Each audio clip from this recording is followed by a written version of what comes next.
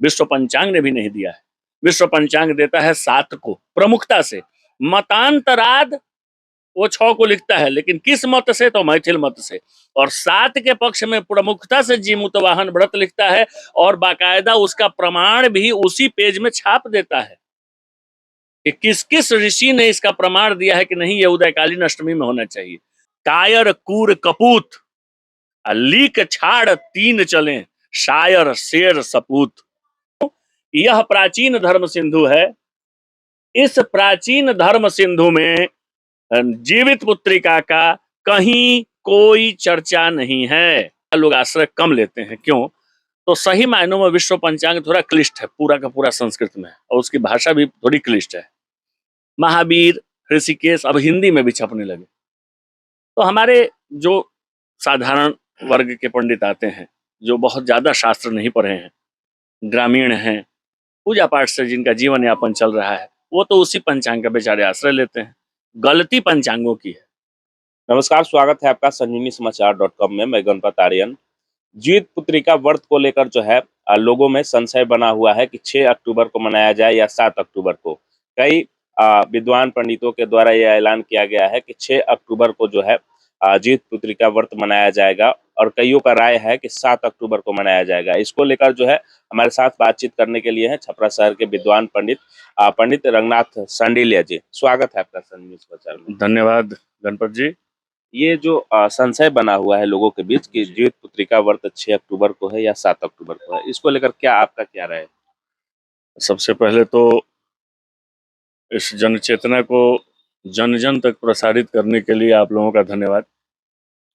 थोड़ा विलंब कर दिया, हालांकि पिछले 10 दिनों से फेसबुक के माध्यम से, पटल के माध्यम से, नाना प्रकार के लेखों के द्वारा शास्त्रीय प्रमाणों को देते हुए अपना भरसक प्रयास किया मैंने कि सही निर्णय जो है व्रत का वह जनता तक पहुंचाया भी।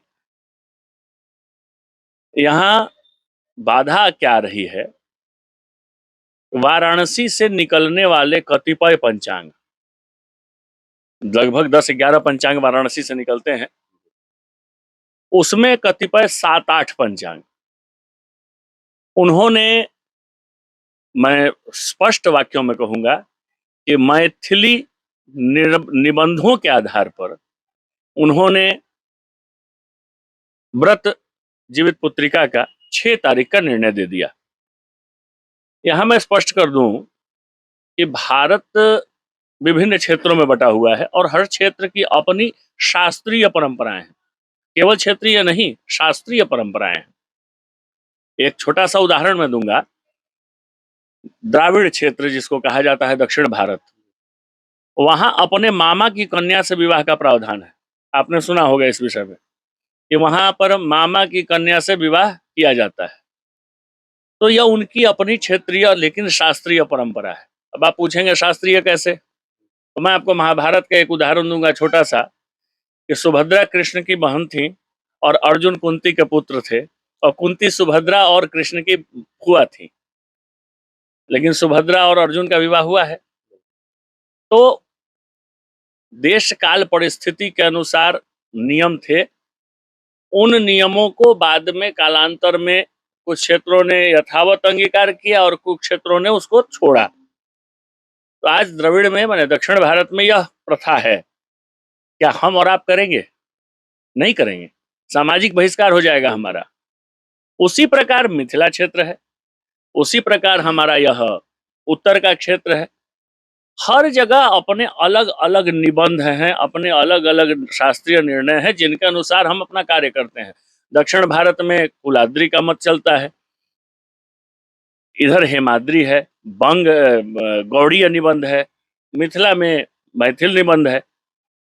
मिथिला में भी एक परंपरा है, पूजा इत्यादि में छाग का मांस, मछली का देवी को चढ़ाने का।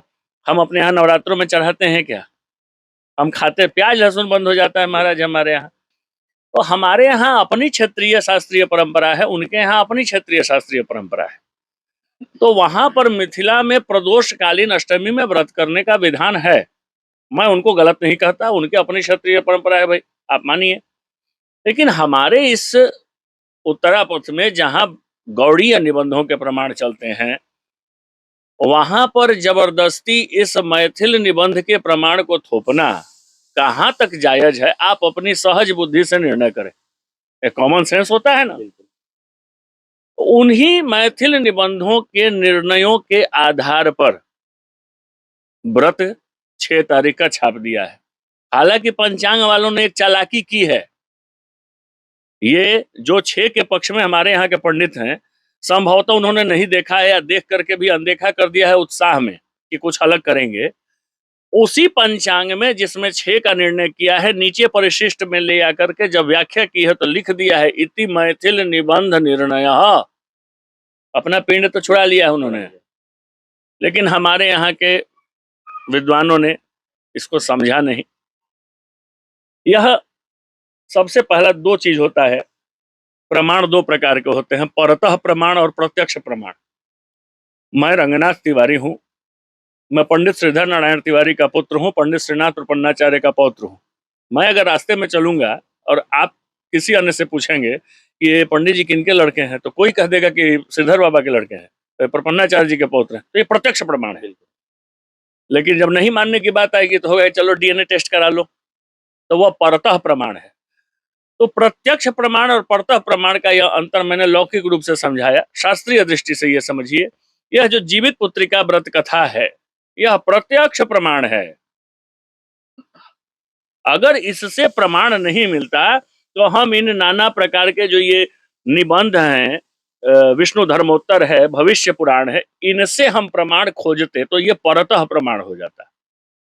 तो इस कथा की पुस्तक में बड़ा दुख हो रहा है कहते हुए कि इस कथा की पुस्तक को लोग 2 कौड़ी की पुस्तक बताने लगे, जबकि आज से पहले इसी कथा की पुस्तक को लोग लेकर के यजमानों के यहाँ जाते थे कथा कहने।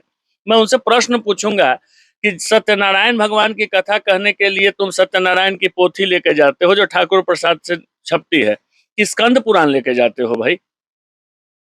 यह जीवित पुत्रिका की पोथी लेके जाते हो कि भविष्य पुराण और विष्णु धर्मोत्तर लेके जाते हो? पोथी लेके जाते हो। हमारे बाप दादा, हम तो कुछ नहीं है, तिनका नहीं है उनके सामने। इस जिले में पंडित रामनाथ मिश्र, पंडित श्रीनाथ प्रपन्नाचार्य जो मेरे दादाजी, पंडित कपिल देव शास्त्री, अरे उद्भट विद्वान हुए हैं, जिनके निर्णयों को मैंने उत्तर से लेकर दक्षिण तक के लोगों ने माना है। वह भी इसी कथा का आश्रय लेते थे। और आप कह रहे हैं ये 2 कौड़ी की पुस्तक है, कहीं से छप गई है? धिक्कार है। सोचना चाहिए आप लोगों की, आप अपने पूर्वजों के नाम पर धिक्कार लगा रहे हैं। अस्तु, जिसको जो करना है, यह प्रत्यक्ष प्रमाण है। देखिए इसमें गरुड़ जी कहते हैं, आश्विने बहुले पक्षे तिथिश्चाद्याष्टमी शुभा सप्तमी रहिता चाद्य प्रजानाम जीवितोषित्वम अतोयम वासरो वत्स ब्रह्म भावम गमिष्यति दुर्गा या मूर्ति भेदेन ख्याता त्रैलोक्य पूजिता। भी आपको बताया, यह जीव पुत्रिका जो है यह दुर्गा जी का ही रूप है। जीव पुत्रिका के जो धागा होता है उसमें हम भगवती का आवाहन करके पूजा करते हैं। तो एक स्पष्ट सा मत है, भगवत्याः प्रवेशाद्या विसर्गान्ताशया क्रिया तिथि उदय गामिन्याम सर्वास्ताम कारयेद बुधः। कि भगवती के आवाहन से लेकर विसर्जन पर्यंत जो भी प्रक्रियाएं हैं, तिथि उदयगामिन्या, उदयगामिनी तिथि को बुद्धिमान ग्रहण करते हैं। आप कहेंगे कि बात जिउतिया की हो रही है, बाबा दशहरा पर चले गए। तो नहीं, दशहरा में भी देवी जी का पूजन है और जीव पुत्रिका में भी देवी जी का पूजन है। तो सिद्धांत अगर एक विषय के हो तो 4 सिद्धांत तो नहीं होंगे, एक ही सिद्धांत होगा। फिर कहते हैं गरुड़ जी, अब गरुड़ जी से ऊंचा वचन किसी ऋषि का भी नहीं हो सकता। गरुड़ जी के जो पंख हैं वह वेदों की ध्वनि उच्चारते हैं। कहते हैं उपोष्य च अष्टमी राजन सप्तमी रहिता शिवा यस्याम उदयते भानुहु पारणम नवमी दिने। वह अष्टमी लीजिए जहां जिस अष्टमी में सूर्योदय हुआ हो। ये तो प्रत्यक्ष प्रमाण है। इस प्रत्यक्ष प्रमाण के आगे परतः प्रमाण की आवश्यकता नहीं।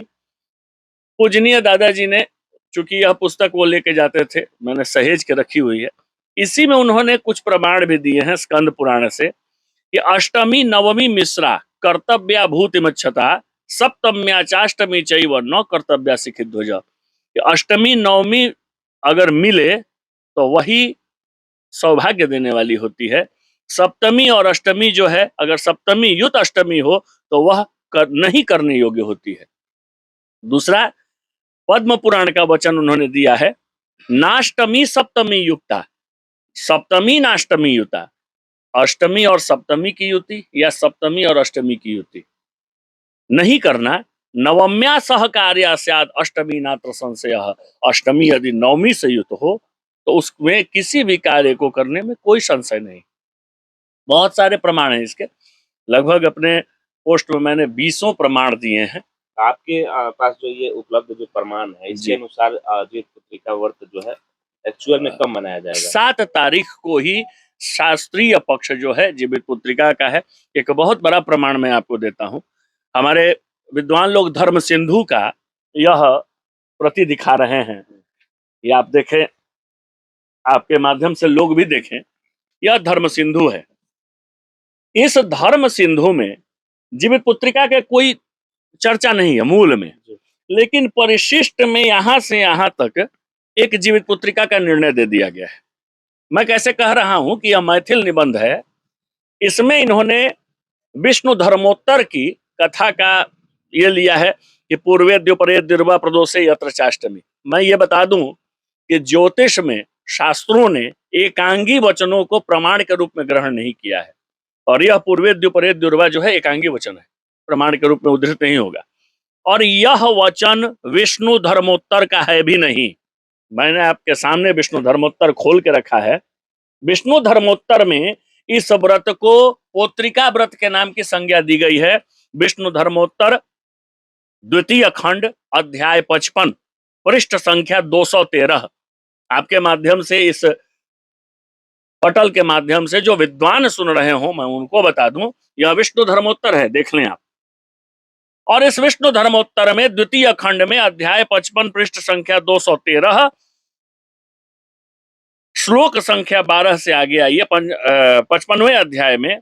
तो 55वें अध्याय में कहते हैं, प्रोष्ठपद्यामतीयायाम कृष्ण पक्षाष्टमी तुया, आश्विन कृष्ण पक्ष की अष्टमी को यह व्रत होता है। लेकिन कहीं भी जो ये पूर्वेद्युपरेद्युर्वा या आश्विनस्याश्रिताष्टाम्या यह स्त्रियोन्न भुंजते, ये कहीं इसकी चर्चा इसमें नहीं है। अब यह कहां से आ गया आप पूछेंगे, तो यह आ गया रुद्रधर कृत वर्ष कृत्यम से, जो एक मैथिल निबंध, देख लीजिए कितनी पुरानी किताब है। हमारे पंडित जी लोग इसी को हाथ में लहरा के दिखा रहे हैं कि वर्ष कृत्यम और रुद्रधर में लिखा हुआ है, ये इसमें आया है। यह कथा जो है पृष्ठ संख्या 104 पे यह कथा जो है दी हुई है। जीमूतवाहन आश्विनाष्टाम्याम कृत्य नित्य प्रदोष समय गोमयो लिप्त परिष्कृत भूमौ, यहां भी देख लीजिए। यहां से वही सेम जो रुद्रधर कृत वर्ष कृत्यम में जो प्रमाण है, इस नए धर्म सिंधु में जो हिंदी व्याख्या है, ज्यों का त्यों उठा करके इसको यहां पर पेस्ट कर दिया है, जिसको कॉपी पेस्ट कहा जाता है। प्राचीन धर्म सिंधु में, ये भी मैं दिखा दूं, यह प्राचीन धर्म सिंधु है। इस प्राचीन धर्म सिंधु में जीवित पुत्रिका का कहीं कोई चर्चा नहीं है। ये मैं आपको दिखाऊं अभी।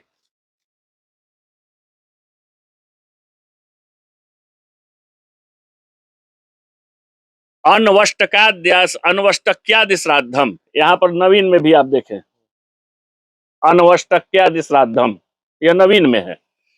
सीधे इस पूरे प्रकरण में कहीं भी जीवित पुत्रिका व्रत की चर्चा या उसका निर्णय धर्म सिंधु ने नहीं दिया है। किसी को यदि प्रमाण चाहिए तो मेरे पास आके देख ले, यह पुस्तक मेरे पास है, बहुत जीर्ण शीर्ण अवस्था में है। इसकी अभी हिंदी व्याख्या छपी है, जिसमें वर्ष कृत्यम के ज्यों के त्यों प्रमाण को उठा करके डाल दिया गया है, जो अग्राह्य है, जिसकी कोई विश्वसनीयता नहीं है। और इसी को दिखा करके हमारे माननीय पंडित जी महाराज लोग अब कहते हैं कि भविष्य पुराण में जीमूतवाहन। अरे महाराज, मैं आपसे आग्रह करता हूं कि इतिहास भी तो पढ़ो। राजा भोज इतिहास है, शालिवाहन शक संवत इतिहास है। राजा शालिवाहन के पुत्र थे जीमूतवाहन। आओ भविष्य पुराण में पढ़ो। भविष्य पुराण में कलयुग के राजवंशों का भी वर्णन है। उन राजवंश के वर्णनों को पढ़ो, तुमको शालिवाहन भी मिल जाएंगे, जीमूतवाहन भी मिल जाएंगे, राजा भोज भी मिल जाएंगे, जयचंद भी मिल जाएगा, और तो और छोड़ो, अकबर भी मिलेगा इसमें। अपने शास्त्रों पर विश्वास नहीं, अपनी परंपरा पर विश्वास नहीं, और मात्र केवल पंचांगों ने लिख दिया, और वो भी सभी पंचांगों ने नहीं। जो सबसे प्रतिष्ठित पंचांग है, आप भी जानते हैं, काशी हिंदू विश्वविद्यालय वाराणसी, BHU, सबसे प्रतिष्ठित यूनिवर्सिटी, उससे निकलने वाला जो विश्व पंचांग है वह सबसे प्रतिष्ठित पंचांग माना जाता है। विश्व पंचांग ने भी नहीं दिया है। विश्व पंचांग देता है 7 को प्रमुखता से, मतांतराद वो 6 को लिखता है, लेकिन किस मत से? तो मैथिल मत से। और 7 के पक्ष में प्रमुखता से जीमूतवाहन व्रत लिखता है, और बाकायदा उसका प्रमाण भी उसी पेज में छाप देता है कि किस किस ऋषि ने इसका प्रमाण दिया है कि नहीं, ये उदयकालीन अष्टमी में होना चाहिए। राजस्थान से एक पंचांग निकलता है, सर्वेश्वर जयादित्य पंचांग, काशी के मत से ही छपता है वो।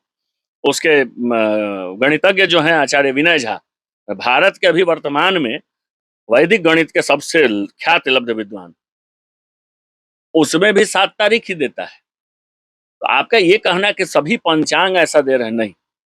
जो पंचांग मैथिल निबंधों के निर्णयों को स्वीकार किए हैं, उन्होंने इसको 6 तारीख कहा है, और जिन्होंने उन निबंधों को नहीं स्वीकार किया है, अपने मत पे, अपने क्षेत्रीय शास्त्रीय निर्णय पे जिन्होंने इसका निर्णय दिया है, उन्होंने 7 को दिया है। तो ये कैसे जो है, ये कोई भी त्योहार जो है आजकल जो देखा जा रहा है कि 2 तिथि पर हो जाता है। कुछ पंडित कहते हैं कि इस दिन होगा, कुछ लोग कहते हैं कि इस दिन देखिए, होगा। पंडित नहीं कहते, पहली चीज सही बात। सब माने इस देश में सभी MCA MBA थोड़े किए हुए हैं। इस देश में सभी IAS IPS थोड़े ही हैं।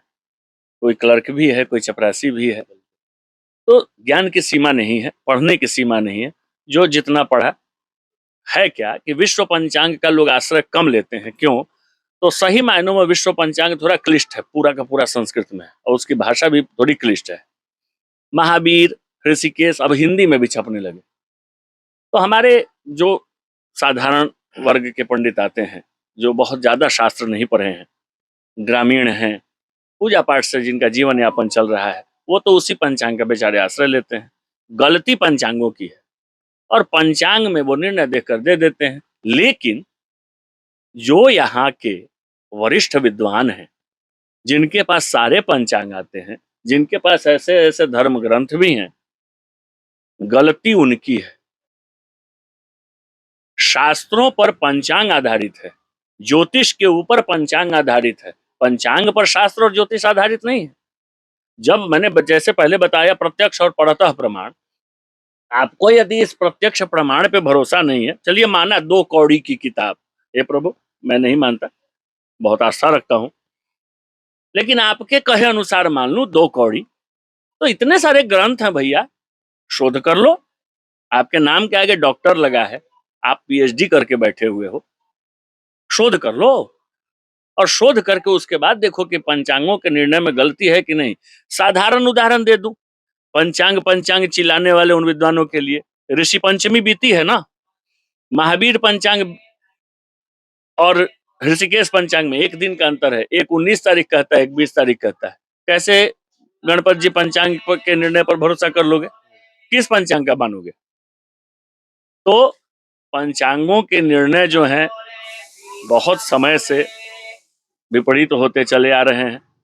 हमारे हाथ में ये धर्म ग्रंथ है, पंचांगों में निर्णय अगर लगता है कि गलत है, तो इन धर्म ग्रंथों का आश्रय लेकर के सही निर्णय करने की बुद्धि भगवान ने दे रखी है।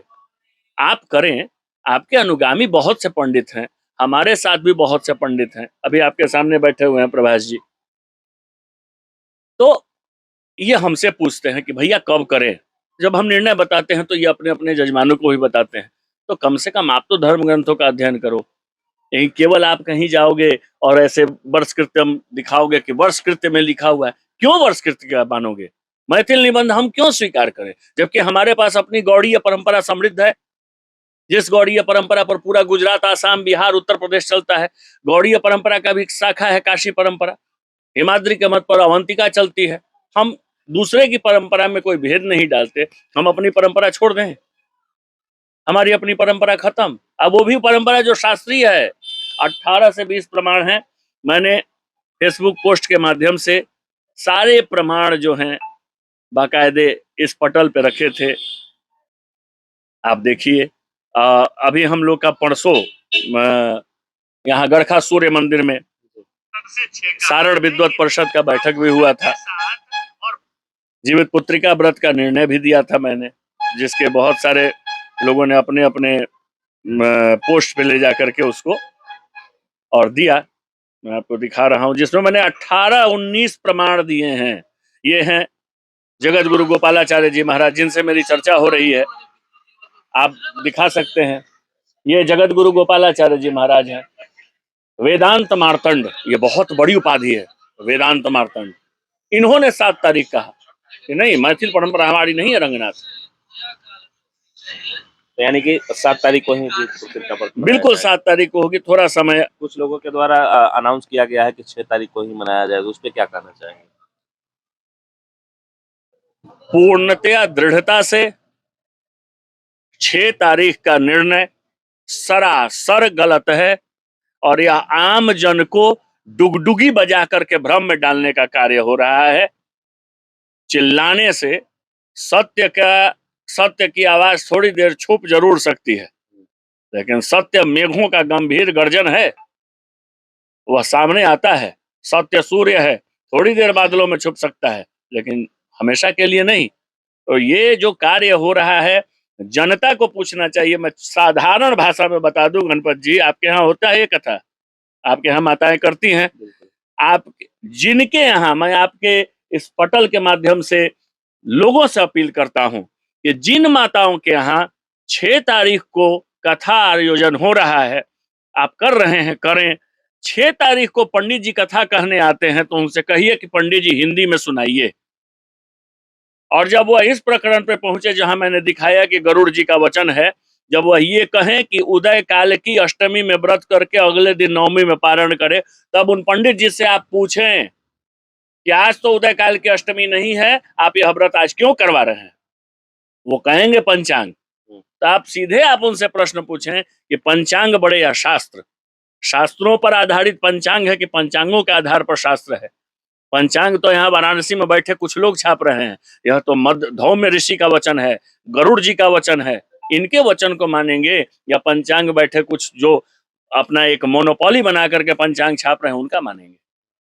अपने कॉमन सेंस से सोचें, प्रश्न करें। प्रश्न करना बहुत जरूरी है। यह समय बड़ा कराल कलिकाल है। नहीं प्रश्न करेंगे। कल मैंने सुना कि सनातन धर्म की रक्षा, सनातन धर्म की कुछ रक्षा नहीं हो रही है, सनातन धर्म और बर्बाद हो रहा है। ऐसे ऐसे निर्णयों से सनातन धर्म बर्बाद हो रहा है, उसकी कगार पे जा रहा है।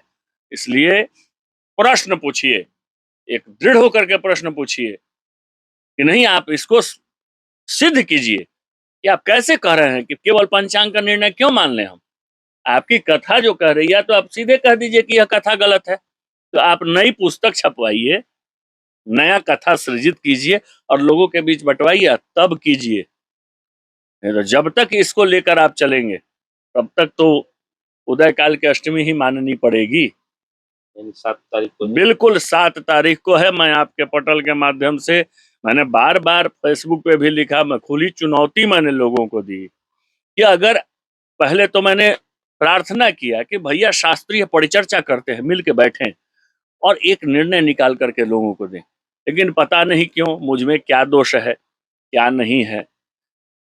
अभी मैं आपको बता दूं, व्हाट्सएप पर ब्राह्मण का अर्थ होता है जो सत्य के साथ खड़ा हो। अब मैं सत्य बोलने में कभी कभी अपना नुकसान भी करवा लेता हूं, पर छोड़ता नहीं हूं। अभी कुछ दिन पहले एक पंडित जी हैं, उनके साथ मेरी फोन पे वार्ता हो रही थी। मैं बड़ी क्रोध में था, भैया क्यों ऐसा तुम लोग कर रहे हो? वो बात करने लगा, उसने कहा कि जो ये 6 का निर्णय दे रहे हैं, जिला टॉप जिला टॉप उसने कहा। मैंने कहा किस बात का जिला टॉप, किस बात का जिला टॉप जी? थोड़ा सा मुंह से मेरे कुछ, मैंने वैसा माँ बहन की गाली नहीं निकली, लेकिन कुछ कड़ा अपशब्द निकला। मैं किस बात का जिला टॉप? सामने बैठा और रुद्री पढ़वाओ, अगर पढ़ दे तो मान लो जिला टॉप। कि दूसरे दूसरे के कंधे पर रख के बंदूक चलाने वाले को जिला टॉप कह रहे हो? मैं बाजी लगा देता हूँ, अगर पढ़ दिया तो हार जाऊंगा। उसका उन लोगों ने उस ऑडियो को रिकॉर्ड किया, और रिकॉर्ड करके और कुछ मेरा फोटो वोटो लगा करके व्हाट्सएप पर चल रहा है। तो मैंने उसके लिए भी चुनौती दी कि भैया उसको फेसबुक पे वायरल करो जल्दी। छपरा में जो लोग मुझे जानते हैं, जो भी जानते हैं मुझे, वो इतना तो मेरे विषय में जानते हैं कि अगर गलत बात है तो इसको बहुत जल्दी क्रोध आता है, और क्रोध जब आता है तो ये कुछ भी बोलता है, लेकिन बोलता है तो खड़ा बोलता है। लेकिन मैंने पहले तो उस पर किसी का नाम नहीं लिया है। आज जो कहा है वो मैं अभी भी उस पर अटल हूं कि हाँ जी, विद्वता से दूर दूर का लेना देना नहीं है। केवल और केवल एक लीक पकड़ के लोग चलने वाले हैं। तो मैं आपके माध्यम से कह दूं, एक बहुत किसी शायर ने कहा कि ली कैसे है, लीक लीक तीनों चले, कायर कूर कपूत, लीक छाड़ तीन चले, शायर शेर सपूत। तो लीक पे चलना, भेड़ चाल में चलना, एक भेड़ सिर झुका के चल दी, सारी भेड़ें उधर ही जा रही हैं, एक्सीडेंट तो होगा ही। राह बनाइए। आपको राह बनाने के लिए यह प्राचीन समृद्ध परंपरा मिली हुई है, इस परंपरा को अंगीकार कीजिए और राह बनाइए। आप ब्राह्मण हैं, शास्त्रीय मर्यादा का पालन करवाने की जिम्मेदारी ग्रंथों ने, ऋषियों ने आपको दी है। आप ब्राह्मणों के नाम पर ही थूक रहे हैं। आप लोगों के छोटे इस कृत्य से आज संपूर्ण ब्राह्मण वर्ग गाली सुन रहा है। इसका जिम्मेदार कौन है? आप स्वयं निर्णय करें। और 7 तारीख को ही, जो भी, अब तो चूंकि लेट हो गया, जिन्होंने आज करना है आज नहा खा कर ले। नहा खा करने से मैं पुनः कह दूं, नहाना खाना तो ये रोज का काम है कि बिना नहाए नहीं खाना है। तो आज नहाया खाया कोई बात नहीं, कल नहाओ कल खाओ, और परसों व्रत करें। 7 तारीख को व्रत करके 8 तारीख को उदयकालीन अष्टमी में पारण करके और कल्याण के भागी बने। ज्यादा लोगों की और डुगडुगी की और डंके की बात न सुने। शास्त्र हैं मेरे सामने। दहियावा ब्राह्मण टोली दधीचाश्रम, मेरा नाम पंडित रंगनाथ तिवारी है। ज्यादा दूर घर नहीं है। नहीं समझ में आप आइए, मैं आपके लिए बैठा हूं। मैं बताऊंगा आपको, प्रमाण भी दिखाऊंगा। प्रश्न पूछिए, मैं आप सभी से कहता हूं, प्रश्न पूछिए जो आपके पास ये कहने आते हैं 6, और जब वह प्रश्न के उत्तर में कहें कि इसमें लिखा उसमें लिखा, दिखाइए। और जब वह कहें कि यह मैथिल मिथिला का है, आप कहिए कि हम मैथिल परंपरा क्यों माने, हमारी परंपरा समृद्ध गौड़ की है, हम अपनी परंपरा मानेंगे, अपनी शास्त्रीय परंपरा को लेकर चलेंगे, हम दूसरे का क्यों माने। तो ये हमारे साथ पंडित रंगनाथ सांडिल्य जी थे, जिन्होंने कई प्रमाण दिखाए, जिससे यह प्रतीत होता है कि जीवित पुत्रिका का व्रत जो है 7 अक्टूबर को ही मनाया जाएगा। और कुछ लोगों के द्वारा जो भ्रम फैलाया गया है कि 6 अक्टूबर को मनाया जाएगा, उसको इन्होंने सरासर गलत बताया है। तो ये आप लोगों पे निर्भर करता है, आपके स्वविवेक पे हम लोग निर्णय छोड़ देते हैं कि आपका क्या निर्णय होगा। आपको जब ये अच्छा लगे तभी आप लोग व्रत मनाएं। और ये पंडित जो विद्वान पंडितों का जो है 2 अलग-अलग राय है, जिसको लेकर जो है आम लोगों में जो कन्फ्यूजन बना हुआ है।